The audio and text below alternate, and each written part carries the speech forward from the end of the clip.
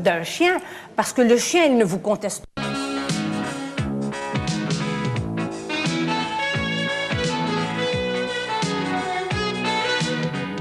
J'ai rien à perdre. De toute façon, ce que j'ai décidé d'en parler parce que je crois que j'ai envie de s'aider les malades qui parlent pas, ou alors des malades qui sont à l'hôpital ou ceux qui sont morts déjà. Bonjour, aujourd'hui et demain, à Paris, au Bataclan, se déroulent les premiers états généraux du sida. Manifestation unique en son genre qui rassemble tous ceux qui, de près ou de loin, sont concernés par cette maladie. Et parmi les associations présentes, Tour et Lisa 2000. Les responsables de cette association nous avaient interpellés et nous avons constaté que le travail qu'ils faisaient était exceptionnel dans le domaine de l'information, dans le domaine de la prévention et aussi bien sûr dans le domaine de l'aide aux malades. Et si nous décidons aujourd'hui de parler de leur action, c'est tout simplement parce que ce type d'initiative doit se multiplier en France. Et nous en parlerons avec deux invités, Lynn Renaud et le docteur Patrice Meyer. Car en attendant de trouver le vaccin ou le remède miracle, le seul rempart, c'est bien évidemment la prévention. Alors tout de suite, avec Christine Chapelle, voyons l'action de cette association. Tours, chef-lieu de l'Indre-et-Loire. Population, 136 000 habitants, dont une très forte proportion d'étudiants. Le vieux quartier piétonnier est leur lieu de rencontre, l'endroit où il faut être à la nuit tombée. C'est donc tout naturellement là que Tour et Lisa 2000 a élu domicile dans un bar avec la bénédiction du patron.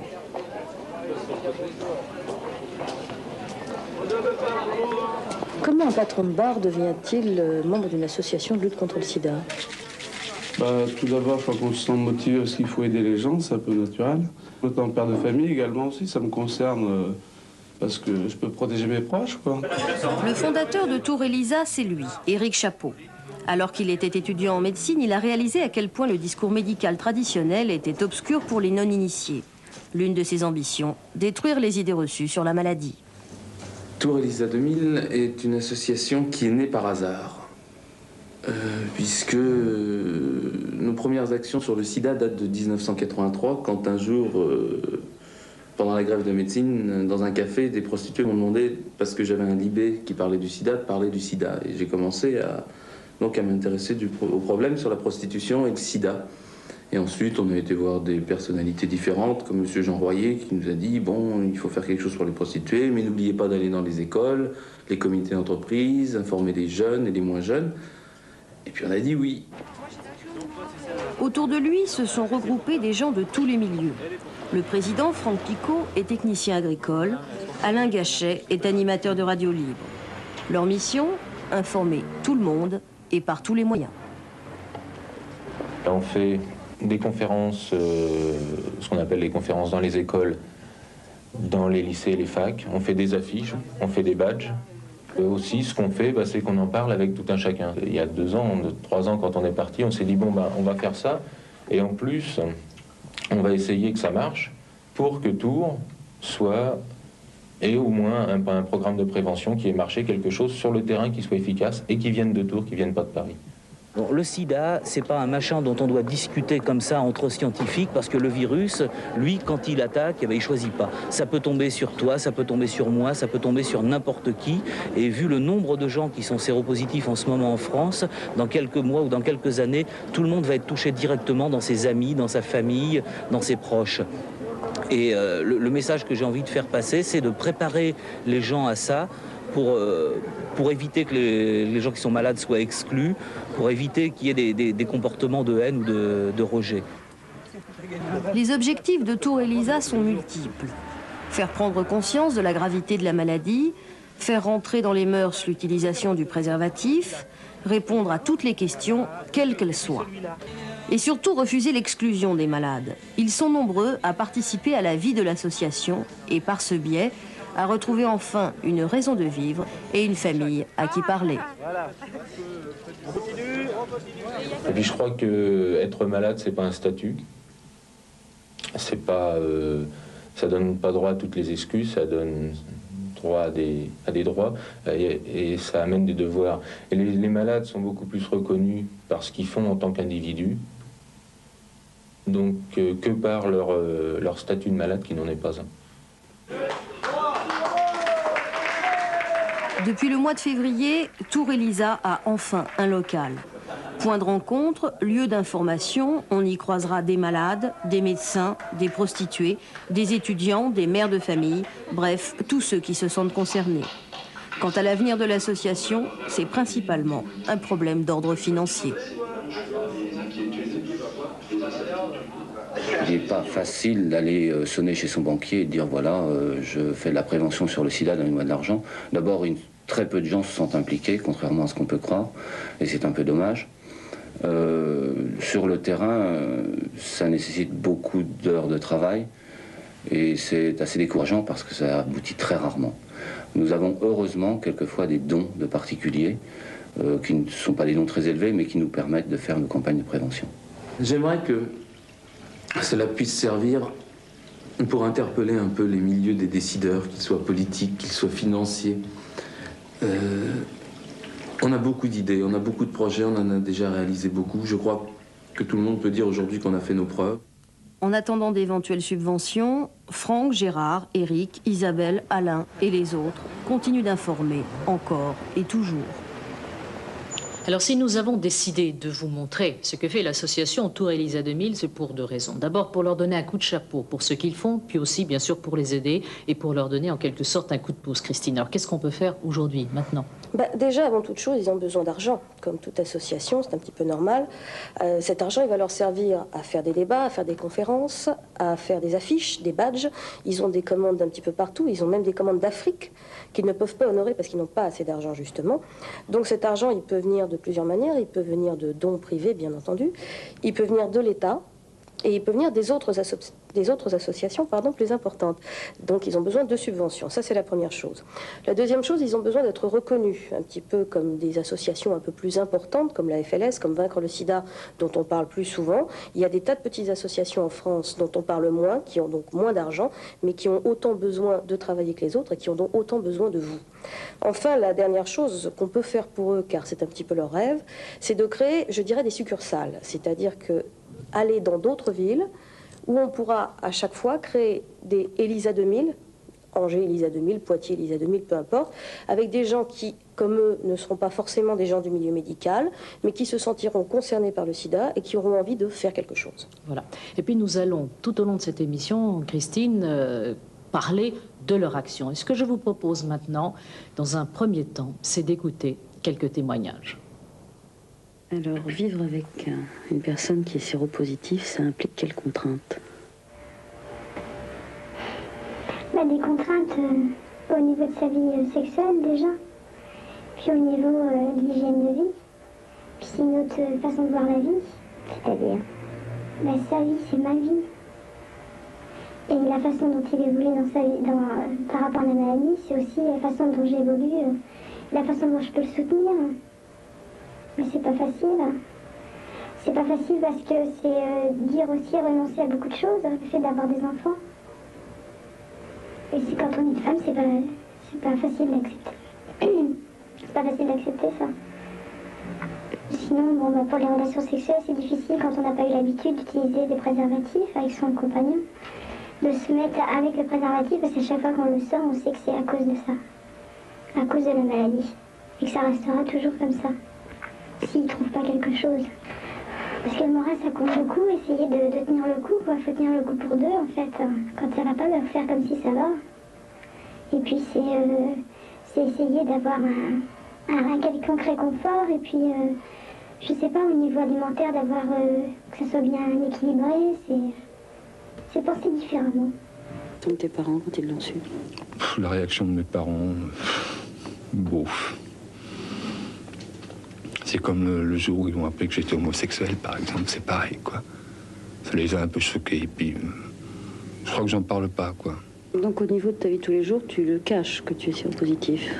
Non, je le cache pas, mais j'en parle pas. Si quelqu'un me le demande, je vais lui dire oui, dans un certain sens, quoi. Si je suis séropositif, bien sûr. Comment tu vois l'avenir? Comment que je vois la vie? Rose, avec beaucoup d'espoir quand même.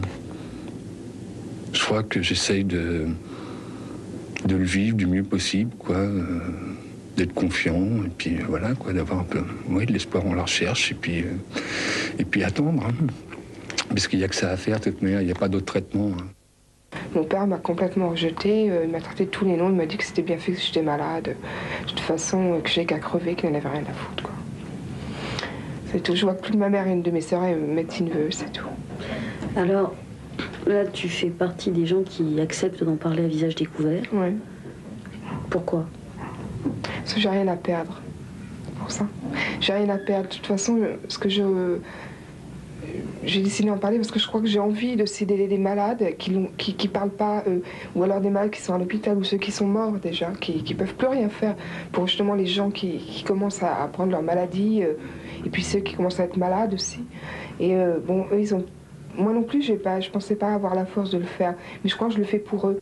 Tu m'as dit tout à l'heure que finalement ta vie avait changé en mieux à partir du moment où tu avais décidé d'en parler. Oui. Qu'est-ce que ça a changé? Ça a changé que j'ai rencontré d'autres gens et que j'ai un but dans ma vie, d'aider les gens. C'est vrai, parce que si je n'avais pas, je crois que ça a eu des côtés positifs parce que j'aurais pas connu les gens que je connais et que eux ils ont cru en moi et que ma famille elle a pas toujours cru en moi. Et c'est eux qui ont cru en moi. Même moi, je ne croyais pas en moi parce qu'on m'a jamais donné une envie de croire en moi et que c'est l'association qui ont vraiment fait tout pour me dire que j'étais capable de faire ça. Et moi, dans ma tête, je n'étais pas capable et je l'ai fait quand même. Et je sais que je peux le faire maintenant. Mais s'ils ne m'avaient pas fait croire à faire ce que je fais, je n'aurais jamais fait, je crois. Je serais même plus là. C'est sûr que je n'avais pas eu l'association. C'est vraiment ma famille. Et puis même, on ils m'aident de tout.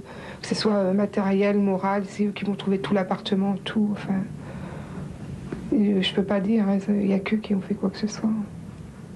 Comment tu vois l'avenir finalement? Est-ce que tu imagines qu'un jour tu peux guérir? Est-ce que tu y crois? Non. Je crois pas que je peux guérir, je crois. Mais je crois que... De toute façon, je me dis dans ma tête que... Même si je vis à une plus courte échéance que quelqu'un d'autre, je crois que la vie, maintenant, elle vaut la peine d'être vécue. Même à une petite échéance. Mais j'ai pas trop espoir parce que... J'ai peur de tomber dedans, justement, d'avoir trop espoir et puis qu'en fait, je meurs avant, justement, que l'espoir que j'ai eu pendant tout le temps. Et je crois que c'est pas l'espoir qui me fait vivre. Je crois que finalement, c'est les gens qui sont autour de moi, c'est tous les gens qui m'entourent, qui me donnent envie de vivre et que j'ai pas envie de mourir pour eux. Donc, je sais pas si je mourrai ou pas... Est-ce qu'il y aura un traitement? Pour l'instant, je vis comme ça. Voilà, vous venez d'entendre des témoignages forts, courageux, et j'ai demandé à deux personnes de rester avec nous pendant toute cette émission parce que toutes les deux, elles sont mobilisées dans la lutte contre le sida. Il y a Lynn Renaud, à travers son association des artistes contre le sida, et puis il y a aussi le docteur Meyer, qui s'occupe d'une association Vaincre le sida, et puis qui est en contact permanent avec les malades à l'hôpital Paul Brousse. Alors, tout de suite, Lynn, je voudrais votre réaction par rapport à ce que l'on vient d'entendre. Je pense que c'est très courageux et c'est très difficile, un témoignage à visage ouvert. Et je pense que je dis bravo à Isabelle parce que c'est ça qui peut faire avancer le problème. Oser en parler. Oser en parler et en parler comme elle en a parlé. Ensuite, il y a une chose aussi qui m'a beaucoup plu, c'est le garçon qui dit le mot espoir. Et ça aussi c'est très important, l'espoir. Parce que je pense qu'il n'y a pas d'exemple que la science ne l'ait pas emporté sur le mal. Alors, je crois beaucoup aux gardiens de nos vies. Voilà, et puis il y a quand même une mobilisation importante qui se fait sur de l'ensemble des chercheurs, on en reparlera tout à l'heure, au plan international pour trouver très très vite une solution. Docteur Meyer, on a entendu Isabelle dire tout à l'heure, ce sont les gens qui m'entourent qui me donnent aujourd'hui le goût de vivre. Vous, médecin qui êtes en contact permanent avec les gens malades, c'est capital ça? Oui, Isabelle a donc dit une deuxième chose, en dehors de témoigner à visage découvert, une chose très importante, c'est la qualité de la vie qui peut être améliorée. Je ne dirais pas que dans le malheur, il faut voir artificiellement du bonheur, mais dans l'exemple, dans l'expérience qu'on peut avoir aussi dans les hôpitaux et auprès des malades, on s'aperçoit que dans les situations extrêmes, il y a une telle authenticité des rapports, un tel resserrement des rapports. Ça n'est pas permanent, c'est pas universel, mais c'est tout de même plus fréquent qu'on le pense, entre la famille et le malade, entre le malade et ses amis, et aussi le médecin qui n'est pas qu'un médecin, qui a un rapport très privilégié aussi avec ce malade. Eh bien, on arrive à une certaine forme, c'est vrai, de qualité de la vie. Et je crois que dans ces situations extrêmes, il faut savoir aussi en tirer le meilleur. Alors, on va continuer avec les témoignages. Et cette fois, c'est l'action menée par Éric Chapeau, par ses amis, par Tour Elisa 2000, auprès des prostituées. Regardez et écoutez. Plusieurs soirs par semaine, Éric va rendre visite aux prostituées pour les informer, mais aussi pour les écouter. Si le premier contact a été difficile, aujourd'hui, elles l'ont accepté. Bonjour. Comment ça va? C'est gentil d'être venu à l'heure, je suis un peu en retard au rendez-vous. Là, on fait la fière. Voudrez vous voir dans la rue? Non, dans un bar en premier lieu. Et au départ, je l'ai envoyé promener. Et bon, bah, il m'a attendu pendant 2 heures. Alors, je me suis quand même décidée à aller lui parler parce que s'il m'avait attendu, c'est que ça pouvait être intéressant. Et puis, petit à petit, eh ben, je me suis plus intéressée à la question et puis à cette maladie. Quel est le comportement des clients quand vous leur dites « je veux que tu mettes une capote » ? Ils n'ont pas conscience du problème et pour eux, être propre, c'est ne pas être malade. C'est le manque d'information totale. Il y a beaucoup de prostituées qui travaillent sans préservatif. À Tours, nous, bon, je pense que la majorité en mettent, mais il y en a quand même une bonne partie aussi qui n'en mettent pas pour des problèmes, des raisons personnelles. Financières ? Financières, oui, parce qu'il leur faut un quota. Il leur faut un quota journalier, soit pour la drogue, soit pour autre chose. Et les clients sont prêts à payer plus sans préservatif? Oui, oui, oui. Il y en a qui ont le goût du risque, comme ils disent. Ça les excite de savoir qu'on ne met pas de préservatif et même de payer plus, à la limite, ça les... Il y en a qui sont conscients du danger et qui acceptent quand même de faire ça. Oui, oui. Pour eux, c'est le goût du risque. Après tout, ils disent, bah, c'est comme ça n'arrive qu'aux autres et pas à nous, quoi. Ils disent, moi je suis sain, toi si tu mets des préservatifs, t'es saine, donc il n'y a pas de problème. Et est-ce que tu connais des filles qui savent qu'elles sont séropositives et qui continuent à travailler? Oui. Oui. Et il y en a même, j'en connais une, c'est même pas séropositive, elle est, le sida est déclaré chez elle. C'est une loque humaine. C'est une loque humaine. Et tu penses qu'elle ne veut pas utiliser de préservatif par vengeance? Non, parce qu'elle a besoin de 2500 francs par jour pour sa dope. C'est simple. C'est un cercle vicieux. Hein. Elle est obligée d'avoir une certaine somme par jour pour pouvoir vivre. Moi, j'ai besoin d'une certaine somme d'argent par jour pour vivre, mais je n'utilise pas de la même manière. C'est la différence entre elle et moi, quoi. Enfin, il y en a plusieurs. Hein. Moi, j'en connais 2, une qui a le sida et une qui est séropositive, et qui travaille quand même. Alors, qu'est-ce qu'il faudrait faire au niveau des prostituées? Eh bien, moi, je trouve que ça serait très bien s'il y avait un dépistage obligatoire. Pour toutes les prostituées.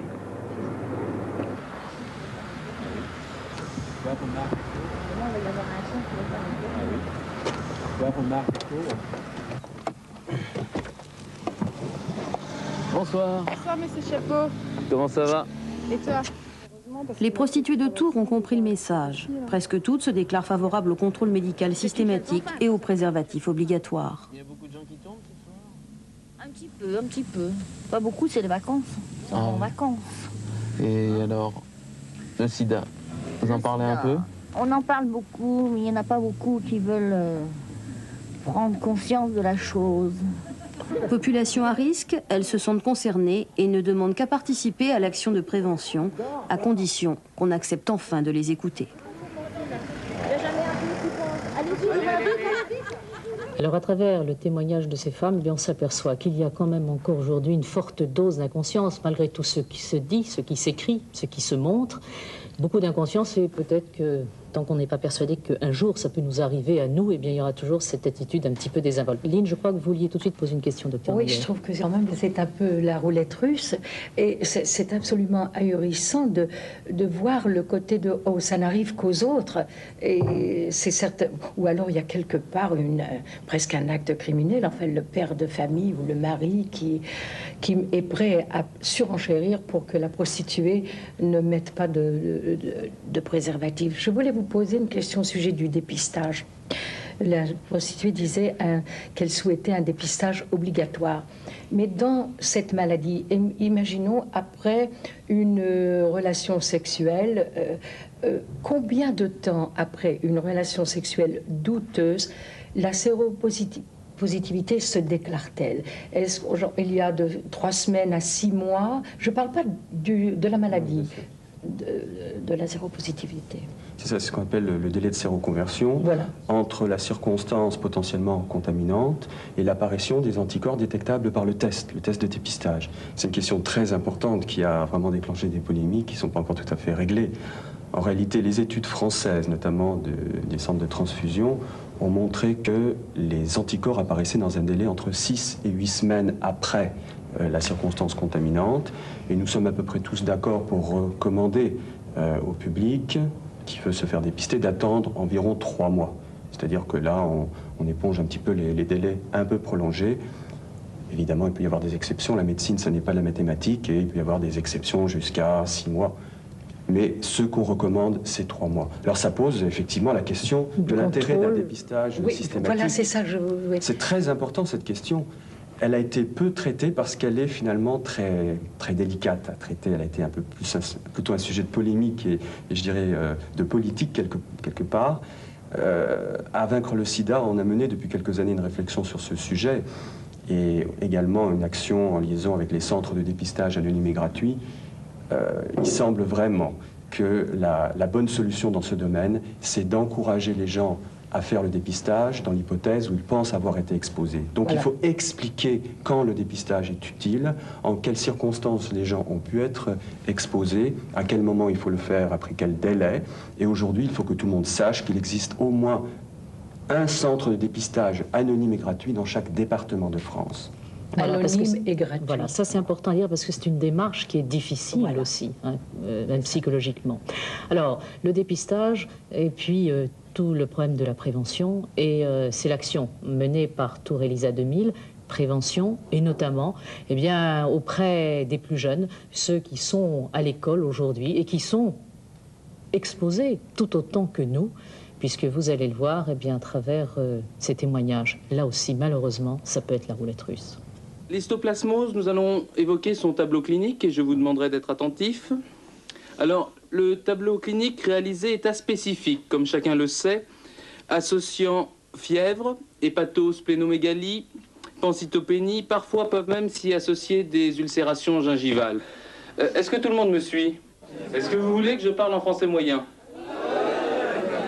Je parle en français moyen ou pas? Parce que j'ai les accessoires. Je vais commencer par vous parler de choses sérieuses, mais en français moyen, je vous promets, jusqu'à la fin. On peut coucher 100 fois avec quelqu'un qui est malade du sida et rien attraper. On peut coucher une seule fois et l'attraper. C'est la mauvaise loterie. Est-ce qu'il y en a qui seraient d'accord parmi vous pour passer le test? Qui? Et qui serait pas d'accord? Pour ces questions comme ça, je préférerais que ce soit quelqu'un plus concerné que moi. Enfin, plus concerné, plus touché que moi, disons, qui répond. Parce qu'Isabelle, elle a beaucoup de courage, elle est très fatiguée, elle a été très malade plusieurs fois. C'est elle, la jeune fille qui a été exclue d'un foyer, dont je vous parlais tout à l'heure. Ce que vous racontez comme ça ma vie, ce serait trop long. Enfin, même pas assez de la soirée, alors. Donc si vous avez des questions... Comment Isabelle a réagi quand elle a appris qu'elle avait le sida et comment les autres ont réagi vis-à-vis d'elle? Quand on m'a annoncé la séropositivité, j'ai pensé à la mort, j'ai pensé à pas avoir d'enfants, avoir tout perdu, quoi, tout perdu. Un hôpital ou un laboratoire vous demanderait de faire une expérience pour un médicament, vous la feriez tout de suite? Par quel intermédiaire avez-vous attrapé la maladie? Rapport sexuel. Est-ce qu'une personne atteinte du sida peut avoir des rapports sexuels? Oui, avec préservatif. On doit tous se conduire en personne séropositive et mettre des préservatifs. C'est trop con de voir la mort. C'est trop. Peut-être parce que vous imaginez pas comme ça, mais c'est dur de voir quelqu'un en phase terminale. C'est dur. Quand il te demande « aide-moi », tu peux plus l'aider, parce que c'est fini. Et quand tu as envie de respirer, que tu peux plus respirer, ils te font un trou là, et tu leur demandes la respiration, parce que tu as envie.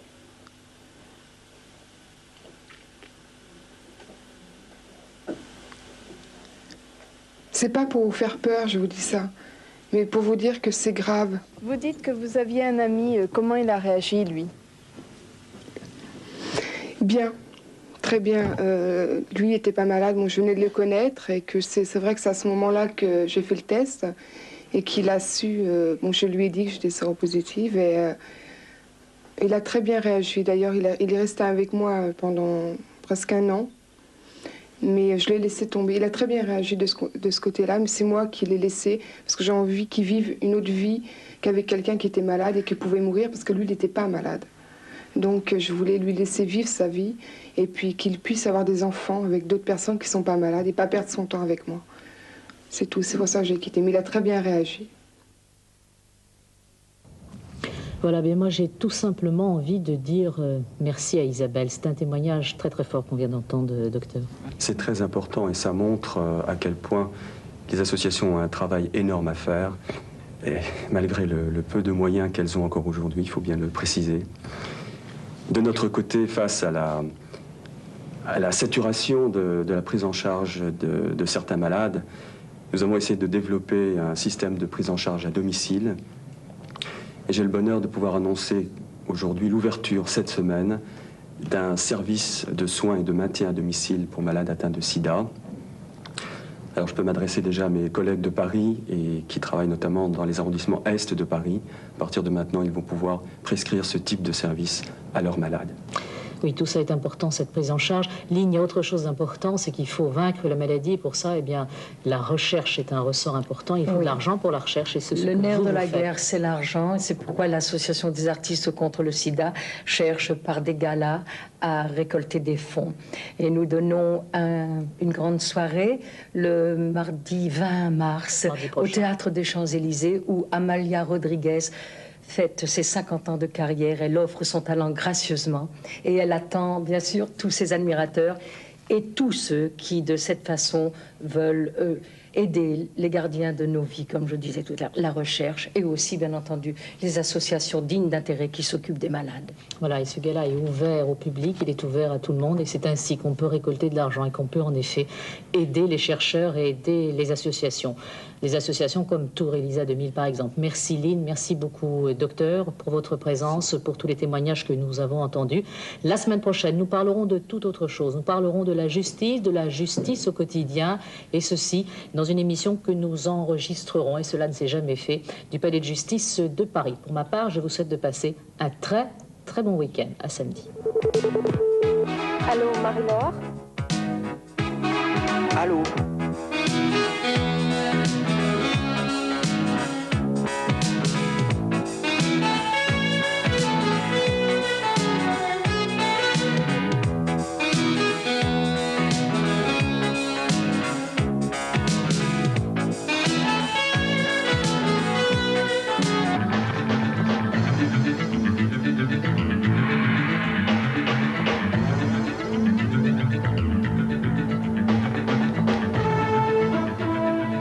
Besançon privé de bus demain pour la 4e journée consécutive. Aucune solution en vue au règlement du conflit. Réforme scolaire, les évêques de Franche-Comté craignent pour le catéchisme. Invité du journal Monseigneur Dalloz, archevêque de Besançon. Belfort, information sida auprès des scolaires, témoignage à l'appui. 1200 collégiens et lycéens se sont informés aujourd'hui. 1200 collégiens et lycéens étaient cet après-midi à la Maison du Peuple à Belfort, devant eux des médecins, des membres de l'association Tour Elisa 2000 invités par France Liberté. Pendant 2 heures, ils ont essayé de renouveler ce qu'ils ont déjà fait à Vesoul il y a quelques mois, à savoir informer les adolescents sérieusement mais sans les affoler, sincèrement, tout en s'amusant. Béret, tablier bleu, passe à vélo, l'interne en médecine tombe sa blouse blanche et laisse son jargon au vestiaire. L'histoire qu'il raconte arrivera forcément à certains. Une histoire répétée 100 fois, avec un message difficile à admettre quand on a 15 ou 20 ans. Le sida peut s'attraper un soir sur un coup de cœur. C'est ce qui est arrivé à Isabelle il y a 6 ans. Après la honte, la douleur et 4 tentatives de suicide, elle a choisi d'informer et ses propos touchent toujours les jeunes. Pour moi, un malade, c'est quelqu'un qui peut être soit couché, qui est à l'hôpital, qui ne peut pas parler, qui est mal en point, qui est tout maigre et tout ça. Mais je veux dire, on peut même être en phase terminale et puis pouvoir marcher et galoper et faire ce qu'on veut. Bon, on a toujours un petit peu peur. Bon, on ne sait pas les réactions parce que c'est vrai que des fois, on a des questions qui ne sont pas évidentes. Hein. Comme une fois, j'ai eu un gamin qui m'a posé la question combien il te reste à vivre, combien de temps il te reste à vivre. Bon, ben, il faut garder son sang-froid puis lui répondre ce qu'on pense. C'est vrai que c'est pas évident, il y a plein de questions. Bon, il y en a qui sont pour les sidatoriums et tout ça. Il faut essayer de gérer tout ça. Il y a du bon et du mauvais, mais en général, je vous dis, quand on intervient, ça se passe bien. Mode de contagion, évolution de la maladie, traitement. Les jeunes sont attentifs à ces informations, mais leurs questions s'attachent souvent aux sentiments, à la ségrégation et au regard des autres. Quels ont été vos premiers soutiens moraux? Lorsqu'on est séropositif, au bout de combien de temps, par une prise de sang, on peut se rendre compte qu'on est séropositif? Qu'est-ce que vous aimeriez qu'elle fasse pour vous? Les médecins savent qu'une prévention efficace passe par la multiplication de ces débats. Les associations commencent à s'organiser, mais les volontaires restent rares. J'aimerais bien donner le relais, j'avoue que ça me plairait. D'ailleurs, c'est toujours la mission que je me suis donnée à faire, c'est que j'ai envie, quand je partirai, parce que je n'ai pas été éternelle, et que j'ai envie qu'il y ait quelqu'un qui prenne le relais, qui fasse ce que je fais, parce que je m'aperçois que ça apporte beaucoup aux jeunes, et que ça, c'est important. Et toujours à propos du sida, sachez qu'il y aura une deuxième réunion d'information ce soir à la Maison du Peuple de Belfort. Elle est ouverte cette fois à tout le monde. En bref, ce sera...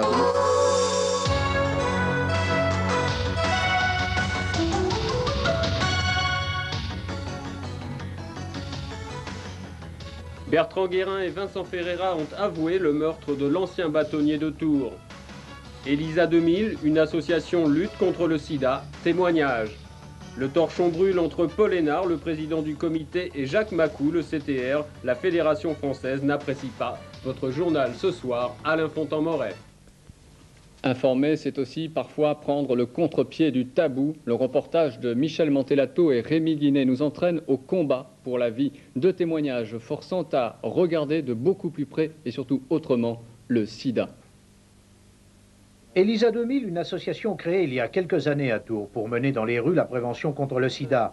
Un lieu, le bar Alexandra, siège d'Elisa 2000. Un homme, Éric Chapeau, étudiant en médecine en fin de parcours.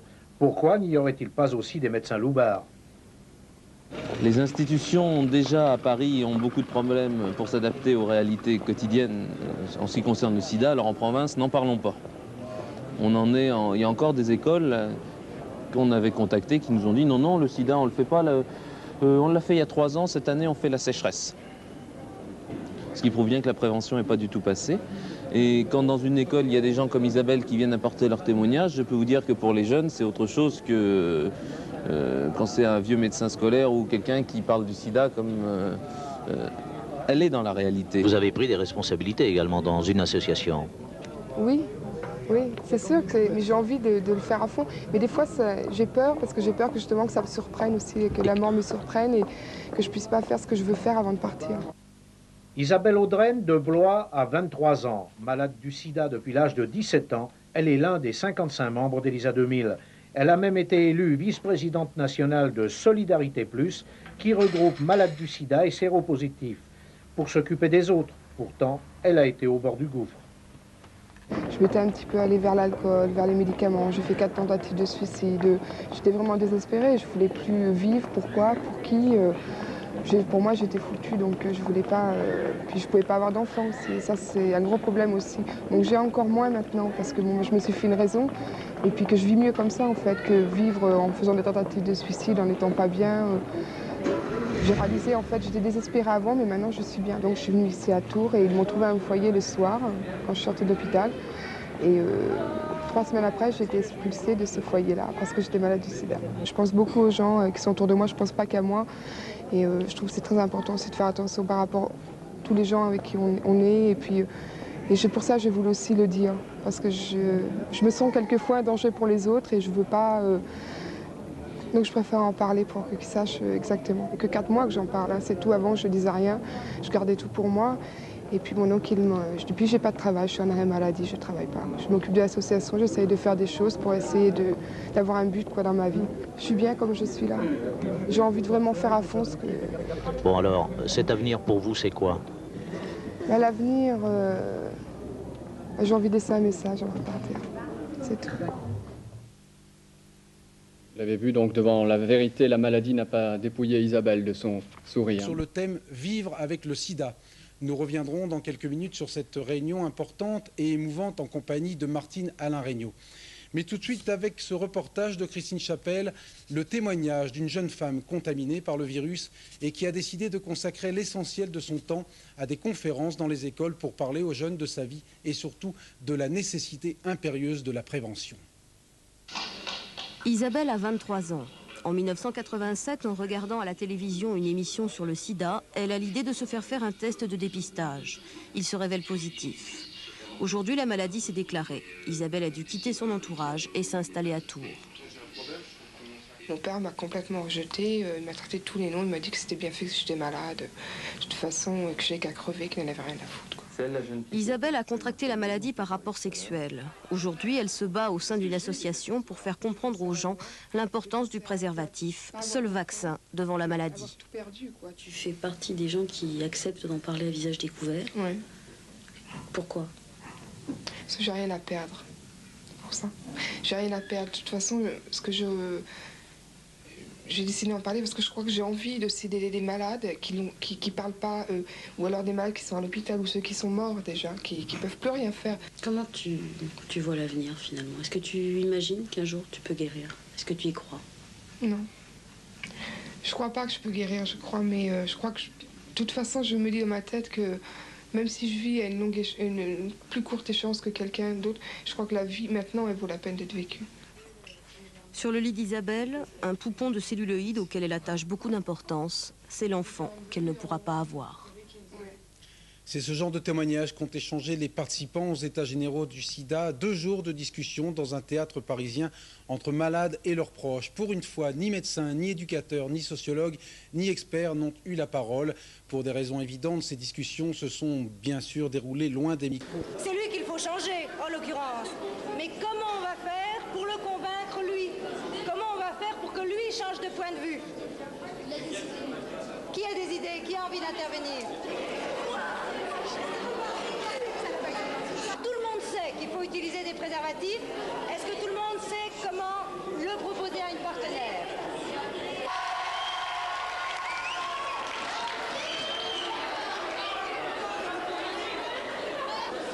Oui, non, mais j'avais une idée, mais ça gâche tout le plaisir. Et puis au prix où ils les vendent, c'est une ruine. C'est moi qui les ai achetés, ça ne me dérange pas. Bah oui, mais une fois et puis 2 fois, je les achèterai toujours. Cette maladie est quand même grave puisqu'on peut en mourir. Et moi, si je l'ai, je peux le faire attraper à quelqu'un d'autre encore. Moi, je demanderais qu'il le porte, oui. Moi, j'en avais jamais touché, même une boîte, avant que la dame m'en ait donné un sous emballage. Tout le monde est concerné, donc faut que chacun prenne ses responsabilités dans ce cas-là.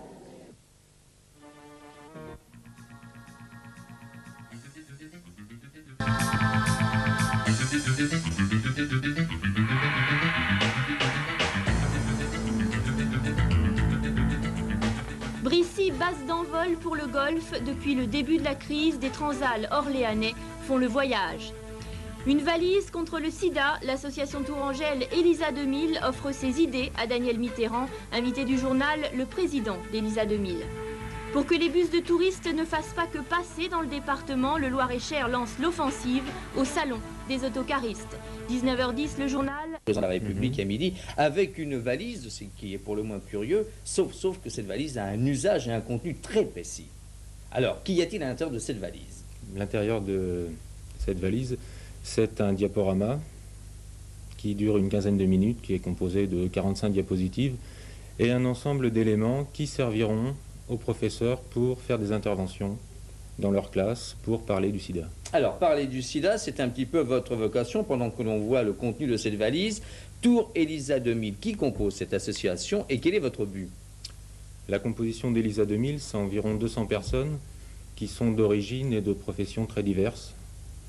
Et le but... Alors là, on voit le contenu du diaporama. Ça, c'est les images du diaporama. On a essayé de traiter différents sujets, le préservatif, la toxicomanie, les problèmes des femmes enceintes qui sont séropositives, l'évolution de la maladie. Alors j'ai envie de vous dire que généralement ce genre d'information est dévolue aux médecins. Êtes-vous médecin? Non, je ne suis pas médecin. Y en a-t-il à l'intérieur de votre association? Il y a des médecins dans l'association. Alors cette association, qui regroupe-t-elle? Elle regroupe des patrons de bar, des techniciens, des ouvriers, des professeurs des psychiatres, des gens très différents qui ont été au-devant d'une information et qui sont prêts à la distribuer autour d'eux. C'est-à-dire que les adhérents sont informés de ce qui se passe au niveau sida, évolution de la maladie, traitement, soutien aux malades, exclusion, etc. Et ça leur permet d'en parler à leur famille, à leurs proches, aux professeurs d'en parler dans leur classe. Alors, sensibilisation auprès des enseignants, est-ce que cela a déjà été fait? Est-ce qu'on a des exemples dans la région d'actions que vous menez dans des classes, dans des établissements scolaires? Nous, depuis 1987, nous allons dans des établissements scolaires. Est-ce que cela s'ajoute à l'information que les professeurs peuvent donner, ou bien que les infirmières ou les médecins d'établissements scolaires peuvent aussi offrir, ou bien est-ce à la place d'eux? Quand c'est nous qui intervenons, c'est un petit peu différent puisque nous sommes intervenants extérieurs. Mais là, la mallette pédagogique donc, est prévue pour fournir aux professeurs qui ont un petit peu qui sont invités par le ministère de l'Éducation à faire des exposés sur le sida, à trouver tous les documents qui leur permettront de faire un exposé plus complet et d'avoir un diaporama qui est un résumé de tous les points un petit peu techniques concernant la maladie. Vous m'avez offert 2 badges, alors je vais quand même en donner lecture aux téléspectateurs. C'est En amour, mettez la gomme, et puis Mets ta capote, t'auras la cote. Le moins qu'on puisse dire, ça fait pas dans la poésie quand même. Et ça, c'est efficace auprès des adolescents? Auprès des jeunes, oui. Cette année, on a fait 18 000 badges comme ça, qu'on a distribués dans les écoles, qu'on a vendus, etc. Bien, eh bien nous vous souhaitons bonne chance pour votre combat. On regarde tout de suite. Bonjour, un bateau-école pour handicapés, c'est le projet que nous allons vous présenter dans quelques instants avec Michel Fula. Notre coup de chapeau, eh bien aujourd'hui nous le donnerons à une association Tour Elisa 2000, une des premières associations de lutte et d'information contre le sida et qui vient, vous allez le voir, de sortir cette petite valise pour des conférences. Nous aurons l'occasion d'ouvrir cette valise tout à l'heure. Et puis dans la lettre ouverte, eh bien la lettre ouverte en bande dessinée, vous l'avez découverte la semaine dernière, nous parlerons de caution et de vendeurs qui ne sont pas toujours très scrupuleux. Alors tout de suite, eh bien, notre coup de chapeau de la semaine, notre coup de chapeau, nous le donnons à une association, Tour Elisa 2000. Le fondateur de Tour Elisa, c'est lui, Éric Chapeau. Alors qu'il était étudiant en médecine, il a réalisé à quel point le discours médical traditionnel était obscur pour les non-initiés. L'une de ses ambitions, détruire les idées reçues sur la maladie. Autour de lui se sont regroupés des gens de tous les milieux. Le président, Franck Picot, est technicien agricole. Alain Gachet est animateur de Radio Libre. Leur mission, informer tout le monde et par tous les moyens.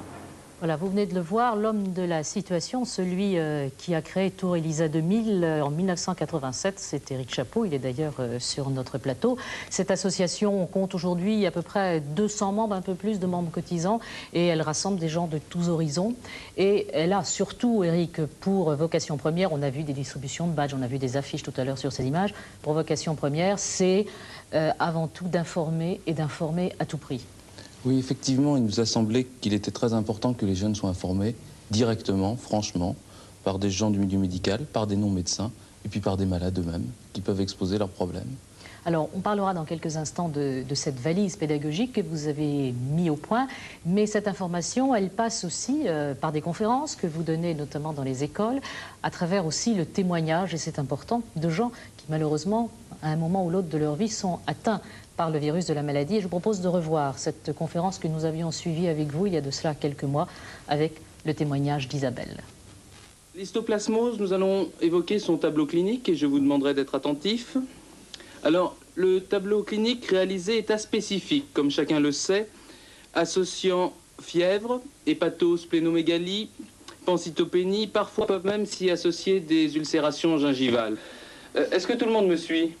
Est-ce que vous voulez que je parle en français moyen? Je parle en français moyen ou pas?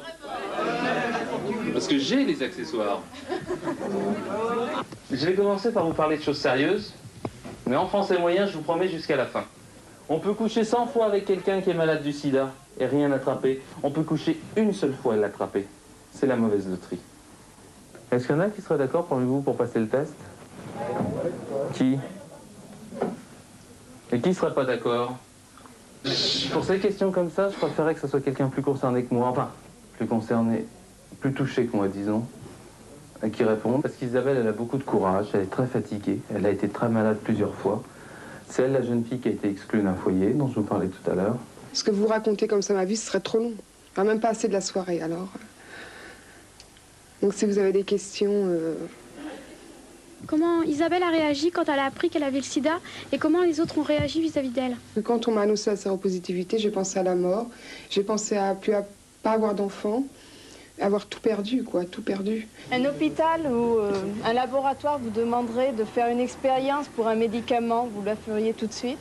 Par quel intermédiaire avez-vous attrapé la maladie? Rapport sexuel. Est-ce qu'une personne atteinte du sida peut avoir des rapports sexuels? Oui, avec préservatif. On doit tous se conduire en personne séropositive et mettre des préservatifs. C'est trop con de voir la mort. C'est trop. Peut-être parce que vous imaginez pas comme ça, mais c'est dur de voir quelqu'un en phase terminale. C'est dur. Quand il te demande « aide-moi », tu peux plus l'aider, parce que c'est fini. Et quand tu as envie de respirer, que tu peux plus respirer, ils te font un trou là, et tu leur demandes la respiration, parce que tu as envie.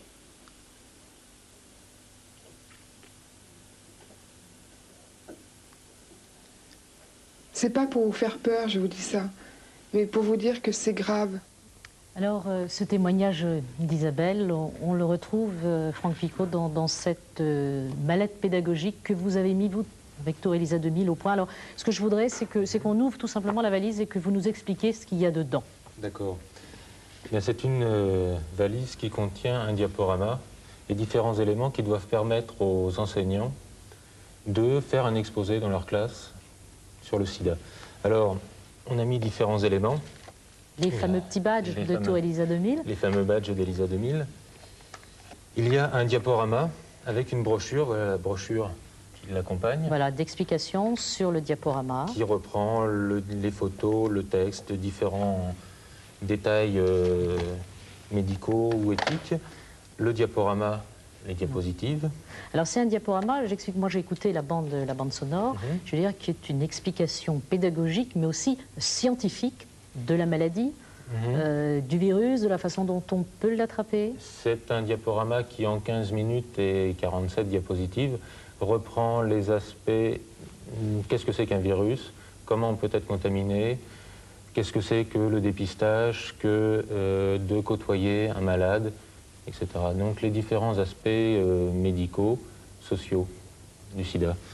Donc le diaporama est accompagné d'une cassette. Une cassette son, bien sûr. Texte son. Et puis le témoignage d'Isabelle. Voilà, témoignage d'Isabelle. Un petit peu différent de ce qu'on a entendu là tout à l'heure, mais c'est en effet c'est son témoignage à elle et ce qu'elle a à dire à travers ce qu'elle vit. Voilà, donc un témoignage et une interview, pour faire deux formes un petit peu de témoignage. Des brochures qui nous viennent de Arcade Sida, qui sont des brochures plus médicales, qui doivent permettre aux enseignants de trouver encore d'autres éléments d'information. Le catalogue France Sida, qui est un catalogue provisoire qui contient toutes les brochures et toutes les parutions qui sont sorties depuis les dernières années sur le sida. Puis une petite disquette. Et il y a une petite disquette PC qui est un test de connaissance qui est fait pour les jeunes élèves. Alors ça, c'est quelque chose que vous avez mis au point, je veux dire, un petit peu entre vous, à Tour Elisa 2000, cette mallette pédagogique, et vous l'avez fait, et là c'est original, parce que vous l'avez fait en lien avec, avec une association et avec des collectivités locales, et là, du coup, on quitte la Touraine, mais on va du côté de Belfort. Simone Dreyfus-Schmidt, vous vous occupez, vous, de France Liberté pour la région de Belfort. France Liberté, c'est l'association qui s'occupe beaucoup des droits de l'homme, et qui s'est beaucoup occupée du sida, notamment en Afrique. On la connaît aussi comme l'association de Madame Mitterrand, quand on parle de cette association. Alors vous, un jour, vous les avez rencontrés et c'est là que vous avez décidé ensemble de faire ce produit. En fait, quand je les ai rencontrés, nous avions déjà l'idée de créer un outil pédagogique, puisque nous avions ciblé à Belfort la prévention par l'information en milieu scolaire. Et pour ça, nous avions proposé à tous les scolaires un concours sur le thème prévention sida et publicité. D'ailleurs, ce concours a eu beaucoup de succès. Et on s'est rendu compte, à la faveur de ce concours, que si on apportait dans tous les collèges un outil pédagogique au service des enfants, ça serait beaucoup plus efficace. Alors j'ai rencontré Tour Elisa 2000. Ils sont venus nous faire une conférence qui a eu un succès énorme à Belfort. Nous avons parlé de cette valise pédagogique. Eux avaient le côté technique. Nous, on en avait la volonté. Et de plus, le Conseil général, ce qui était très important, nous apportait un support logistique pas négligeable. Donc, à nous trois, on a réalisé en quelques mois cet outil pédagogique. C'est une performance, en effet, parce que c'est en 6 mois que vous avez réussi à mettre au point cette valise, à la sortir. Et vous allez, je crois que c'est le 5 octobre, la distribuer à Belfort auprès des proviseurs des écoles. Et là, il y a toute la campagne qui va commencer. Voilà, le Conseil général l'a offert à tous les lycées et collèges de Belfort. Et on va la distribuer. Après, maintenant, il faudra suivre. De toute façon, il y a une mise à jour qui est prévue. C'est un outil qui n'est pas terminé, où l'enseignant qui va l'utiliser a le choix de ses thèmes de débat. C'est quelque chose où l'enseignant a toute son indépendance pour certains débats. Voilà, bien. Et puis, on faut espérer qu'après, on frappera à la porte de l'éducation nationale pour que cette valise pédagogique soit utilisée sur un plan national. Nous, on voulait un petit peu vous donner un coup de chapeau, d'abord parce qu'on vous a suivi il y a quelques mois à travers les activités de Tour Elisa 2000, et puis c'était une concrétisation de votre action, et puis on espère bien que cette valise sera distribuée un peu partout en France, car en effet, c'est très important d'informer, et la prévention, c'est vraisemblablement, bien sûr, le meilleur médicament contre cette maladie. Alors, voilà, et puis, dernière information concernant la valise pédagogique que vous avez vue il y a quelques instants. Son prix est de 1 500 francs. Elle est destinée, on vous l'a dit, aux écoles. Elle peut aussi intéresser les maisons de jeunes, les casernes et voire même les prisons. Ici même, sur ce plateau, je vous rappelle que d'ici quelques semaines, nous donnerons la parole aux inventeurs. L'occasion pour vous... Les femmes et le sida, thème de la 3e journée mondiale demain. Une sensibilisation à destination des femmes de plus en plus concernées par cette maladie. Porte ouverte demain à rue Barbus, à Tours, en présence de médecins et d'associations. Parmi elles, Tour Elisa 2000, qui a conçu une mallette pédagogique. Ce sont des diapositives et une cassette qui permettent de lancer le débat sur le sida. Ça parle de la prévention, du préservatif, de la contamination, mais aussi de l'exclusion des malades et de tous les problèmes qui tournent autour du sida. En Indre-et-Loire, 35 malades atteints du sida et une centaine de séropositifs. J'ai suivi